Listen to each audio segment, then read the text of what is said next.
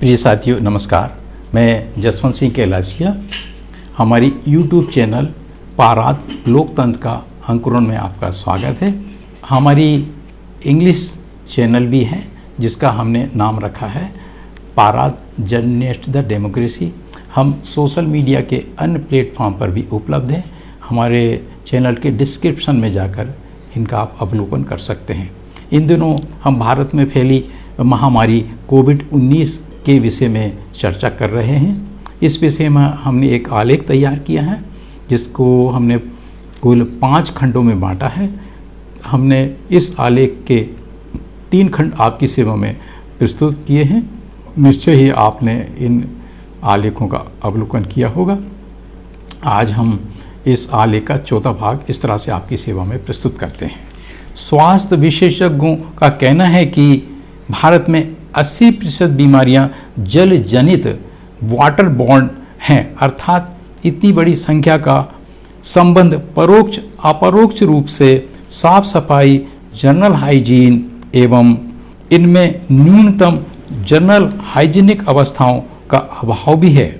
इनके ऊपर आम जनता का अशिक्षित, अंधविश्वासी, धर्मांध होना तथा झाड़ फूंक, गंडा ताबीजों में उलझा के रखना, नीम हकीमों के जाल में फंस जाना इत्यादि बातें इन समस्याओं को ज्यामितीय गति से ज्योमेट्रिकल प्रोग्रेशन से बढ़ाती हैं।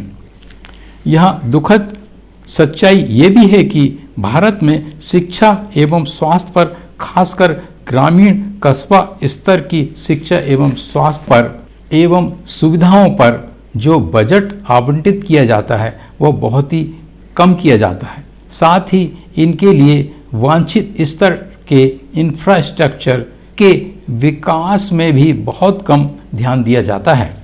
दूसरी तरफ शिक्षा एवं स्वास्थ्य सेवाओं के निजीकरण की आड़ में इन अनिवार्य सेवाओं को ऐसे लोगों के हाथों में दिया गया है जिनकी सोच जातिवादी, नस्लवादी एवं मुनाफाखोरी की होती है। भारतीय शासक वर्ग ने 1990-92 से जो निजीकरण की मुहिम छेड़ी है, खासकर शिक्षा एवं स्वास्थ्य के क्षेत्र में, तो इससे भारत में पुनः एक मध्ययुगीन अवधारणा किंग एंड द सब्जेक्ट को फिर से जीवित कर दिया है। हमारी यह बात बहुत गहरे रहस्यों से भरी पड़ी है। फिर कभी इन विषयों पर हम चर्चा करेंगे। निजी शिक्षण संस्थाओं, निजी विश्वविद्यालयों, निजी मेडिकल कॉलेजों और अस्पतालों को मान्यता देने के मामले में बड़ी मात्रा में भयानक फर्जीवाड़ा और भ्रष्टाचार होता है। इन मामलों में भारी भ्रष्टाचार तो होता ही है, प्रोफेशनल इथिक्स की भी धज्जियां उड़ाई जाती हैं। नैतिक पतन की पराकाष्ठा भी देखने को मिलती है। उपरोक्त वर्णित निजी संस्थानों को मान्यता देने में अनुदान देने के लिए जो मानक पैरामीटर्स व क्राइटेरिया निर्धारित हैं उनका भी बेशर्मी से उपेक्षा, अनदेखी की जाती है। प्रोफेशनल इथिक्स, नैतिकता एवं प्रशासनिक उत्तरदायित्वों को भी ताक में रख दिया जाता है। भारत जनसंख्या एवं डॉक्टरों की संख्या के अनुपात में भी बहुत पीछे है। ग्रामीण क्षेत्रों में जहां 85% आबादी गांव में रहती है, ये अनुपात और भी खराब है। हमें ऐसे अनेक स्वास्थ्य सेवाओं से जुड़े निजी संस्थानों की जानकारी है जो सिर्फ कागजों पर ही चल रहे हैं। वे प्रतिवर्ष लाखों रुपयों की सरकार से सहायता ले रहे हैं। दूसरी तरफ उनमें सिर्फ कागजों पर प्रशिक्षण प्राप्त कर रहे विद्यार्थियों से लाखों रुपयों की फीस घूस ली जाती है, इस आश्वासन के साथ कि प्रमाण पत्र वो भी फर्जी देने के बाद नौकरी में भी लगवा दिया जाएगा। चिकित्सा का एवं वकील का जो व्यवसाय है उसे नोबेल प्रोफेशन कहा जाता है। इनमें प्रोफेशनल इथिक्स एवं उच्च नैतिकता का बहुत महत्व होता है।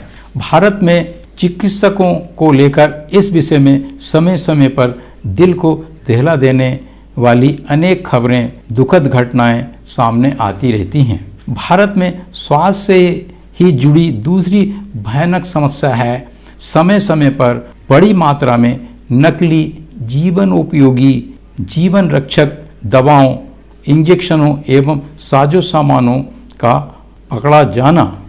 भारत में स्वास्थ्य से जुड़ी दूसरी भयानक समस्या है समय समय पर बड़ी मात्रा में नकली जीवन रक्षक दवाओं, इंजेक्शनों एवं साजो सामानों का पकड़ा जाना। इस मामले में भी भारत बहुत बदनाम है। इन गंभीर अमानवीय समस्याओं का सीधा संबंध प्रोफेशनल एथिक्स एवं उच्च नैतिकता से है। फिर कुल मिलाकर परिणाम वही होते हैं जो आज हम कोविड-19 की महामारी के मामले में भारत में देख रहे हैं। हमारा ऐसा मानना है कि भारत में ये जो कोविड-19 का कहर है उसके पीछे हमने जिन पूर्व वर्णित दशाओं का वर्णन किया है, ये दशाएं भी इस महामारी के फैलाने के कारण हैं। स्वयं में कोविड-19 वायरस अकेला जिम्मेवार नहीं है। हमारी इस बात का प्रमाण यह है कि विश्व के प्राय सभी देशों ने इस महामारी पर काबू पा लिया है। चीन ने जहां से यह महामारी फैली, बड़ी तेजी से इस पर सफलता प्राप्त की है।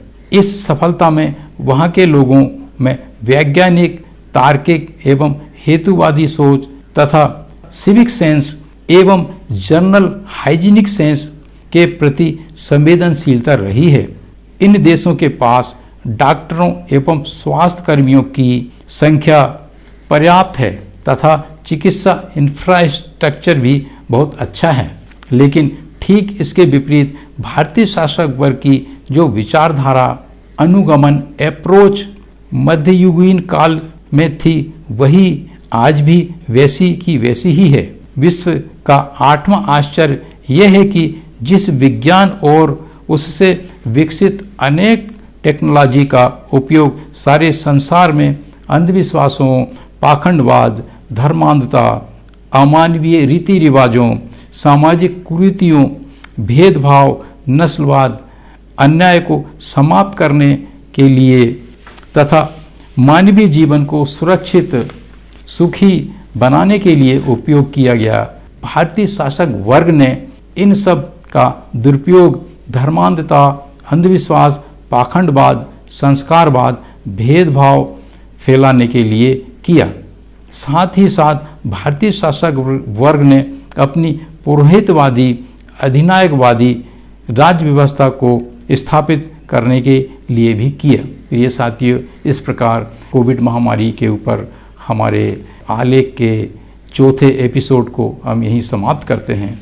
यदि आपको ऐसा लगता है कि हम समस्याओं के मूल में जाकर विचार प्रस्तुत कर रहे हैं, तो कृपया हमारी इस चैनल को सब्सक्राइब और लाइक करने और शेयर करने का कष्ट करें। हमारे साथ बने रहने के लिए बहुत बहुत धन्यवाद। कृपया आगामी एपिसोड की प्रतीक्षा करें। धन्यवाद। नमस्कार।